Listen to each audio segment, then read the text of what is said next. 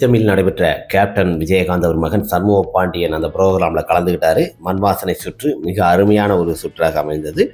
அந்த இடத்துல பேட்டி எடுக்கும்போது பார்த்தீங்கன்னா, அந்த இடத்துல கேப்டன் இருந்தால் அவங்க பிள்ளைங்களுக்கு என்ன சொல்லுவார் அப்படின்னு கேட்குறாங்க. அதுக்கு சண்முக பாண்டியன் மிக அருமையாக பதில் சொல்கிறாரு.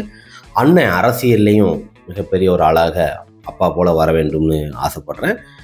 நீ என்ன மாதிரியே சினிமா துறையில் சாப்பாடு போட்டு எல்லாரையும் நல்லா கவனித்து நல்லா பார்த்துக்கோ, அதுதான் உனக்கு அப்படின்னு சொல்லும்போது பார்த்தீங்கன்னா மிகப்பெரிய ஒரு சந்தோஷங்க. கேப்டன் விஜயகாந்த் அவர்கள் அரசியலையும் மக்களுக்கு என்னென்ன செஞ்சார், தான தர்மங்கள் எவ்வளோ பண்ணார், எவ்வளோ நன்னிலைகள் செஞ்சாரோ அதை விஜய பிரபாகரன் அவர்கள் பண்ணட்டும். சினிமாவில் அப்பா எப்படி எல்லாரையும் சாப்பாடு போட்டு அன்பாக பார்த்துக்கிட்டணும், அந்த அன்பான குணம் சாப்பாடு போட்டு பார்த்துக்கிடணும், நானும் சாப்பாடு போட்டு நல்லா பார்த்துப்பேன் அப்படின்னு சொல்லி சண்முக பாண்டியன் அந்த சொன்ன ஒரு விஷயந்தாங்க கண்ணீர் வருகிறது. ஏன்னா எல்லா பிள்ளைகளுக்குமே அந்த இது தோணாது.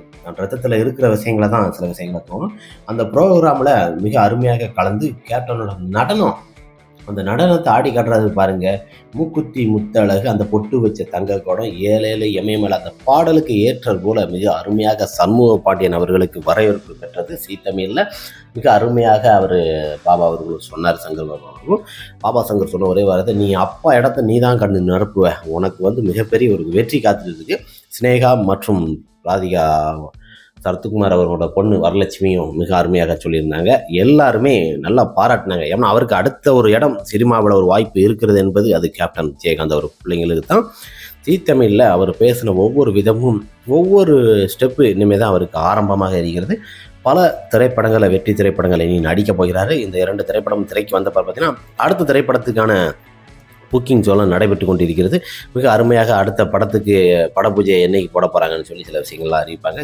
தமிழில் ஒரு கலக்குனார் நமது சண்முக பாண்டியன் அவர்கள். அப்பா இடத்தை நிரப்புறதுக்கு அவர் தான். சண்முக பாண்டியனை பொறுத்த வரைக்கும் இந்த சாப்பாடு போட்டு நான் அப்பா மாதிரியே எல்லாரையும் நான் பார்த்துப்பேன்னு சொன்னவங்க பார்த்தீங்கன்னா அந்த மனசு ஒன்றுதாயா என்று கேப்டன் வாழ்ந்துட்டு இருந்தார். அதுதான் கேப்டனோட பிள்ளைகளுக்கு வந்த ஒரு வாழ்வு.